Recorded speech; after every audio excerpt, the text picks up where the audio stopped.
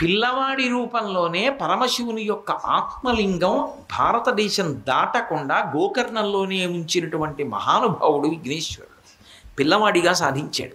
ఇంకొకసారి రంగనాథస్వామి వారి యొక్క మూర్తి విభీషణుడు లంకాపట్టణానికి తీసుకెళ్ళిపోతున్నాడు.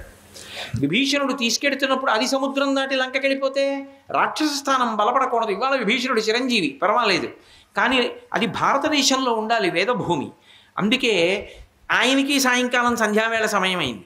మళ్ళీ పిల్లాడి రూపంలో వెళ్ళాడు. మళ్ళీ పిల్లవాడి రూపంలో వెళ్ళేటప్పటికీ పట్టుకోరా ఒక్కసారి ఈ మూర్తిని అర్ఘ్యం ఇచ్చొస్తానన్నాడు. మళ్ళీ రావణాసురుడికి ఎలా చేశాడో రావణుడి తమ్ముడికి అలాగే చేశాడు. 3 మాటలు పిలిచే లోపల స్వామిని అక్కడ పెట్టేశాడు. పెట్టేసేటప్పటికి ఇప్పటికీ శ్రీరంగంలో రంగనాథస్వామి అలా ఉండిపోయారు అంటే కారణం కేవలం విఘ్నేశ్వరుడి యొక్క అనుగ్రహం చేతనే రంగనాథస్వామి వారి మూర్తి అలా ఉండిపోయింది. విభీషణుడు వెంటపడ్డాడు. ఇంత కష్టపడి తెచ్చుకున్న మూర్తిని భూమి మీద పెట్టేశావు కదరా అని కొట్టడానికి పరిగెత్తుకుంటూ వెళ్ళి కొండెక్కిపోయి విఘ్నేశ్వర రూపంతో నిలబడ్డాడు. నమస్కారం చేసి వెళ్ళిపోయాడు విభీషణుడు. అందుకే ఇప్పటికీ రాక్ఫోర్ట్ టెంపుల్ అంటారు. మీరు తిరుచినాపల్లి వెడితే అవతల వైపు కావేరీ ప్రవాహానికి శ్రీరంగం ఉంటుంది, యువతల వైపు తిరుచినాపల్లి ఉంటుంది, మధ్యలో కొండ ఉంటుంది, కొండ మీద ఉంటాడు విఘ్నేశ్వరుడు. అది అప్పుడు విభీషణుడు పట్టుకెడుతున్నప్పుడు రంగనాథస్వామిని పెట్టేసినటువంటి మూర్తి. అటు తండ్రి గారి శివలింగాన్ని భారతదేశం ఎల్లలు దాటకుండా ఆపాడు పిల్లవాడిగా. వేరొకప్పుడు మేనమామ యొక్క రంగనాథస్వామి రూపాన్ని భారతదేశపు ఎల్లలు దాటకుండా పిల్లవాడిగానే ఆపి పెట్టించేశాడు. పిల్లవాడిగానే గజాసుర సంహారం చేశాడు. ఒకానొకప్పుడు లోకంలో ఒక పెద్ద రాక్షసుడు బయలుదేరాడు. ఆయన ఒక విచిత్రమైనటువంటి వరాన్ని కోరాడు. ఎవడైనా మరణించాలి కదూ, నువ్వు ఎలా మరణిస్తావని అడిగాడు.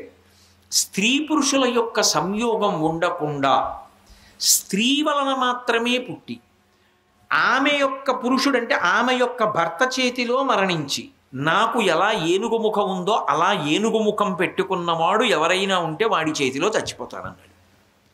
గజముఖాసురుడు అంటారు. గజాసురుడినైతే శివుడు చంపాడు, గజముఖాసురుడైతే రాక్షసుడు. లోకాలన్నింటినీ తల్లడిల్ల చేశాడు. అప్పుడు విఘ్నేశ్వరుడు మళ్ళీ అవతారంగా వచ్చాడు.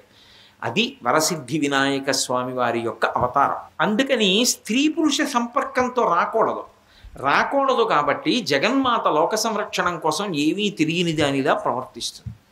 తన ఒంటి నలుగు పసుపు తీసి ముద్ద చేసి అక్కడ పెట్టి ప్రతిష్ఠ చేసింది. మనుష్య రూపంతో ఉంటాడు ఆ విఘ్నేశ్వరుడు. ఆయనకి ఏనుగు ముఖం ఉండదు. ఇప్పటికీ చిదంబరం దేవాలయంలోకి ఎడుతున్నప్పుడు ఎడం పక్కన ఉంటాడు. అలాగే నాగపట్టణంలో సింహవాహనుడైనటువంటి గణపతి ఉంటారు.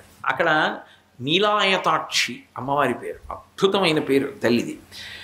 ఆ విఘ్నేశ్వరుడు మనుష్య రూపంలో ఉన్నాడు. బయట కాపుదల పెట్టింది, ఎవరినీ లోపలికి పంపకంది. పరమశివుడు వచ్చాడు, లోపలికి పంపనన్నాడు.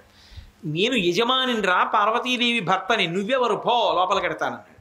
వీల్లేదు, ఇద్దరికీ యుద్ధం జరిగింది, తలకాయ తీసేసాడు. ఇప్పుడు నాకు ఒక మాట చెప్పండి, ఈ కథ వినడానికి బాగుంటుంది, కానీ పిల్లలు ఎవరైనా ఏమండి మరి పరమశివుడు అంటే అన్నీ తెలుసున్నవాడు అంటారు కదా, ఈశాన సర్వ విద్యానాం ఈశ్వర సర్వభూతానాం బ్రహ్మాధిపతి బ్రహ్మణోధిపతి బ్రహ్మా శివోమి అస్తు సదాశివోం అని కదా అంటారు.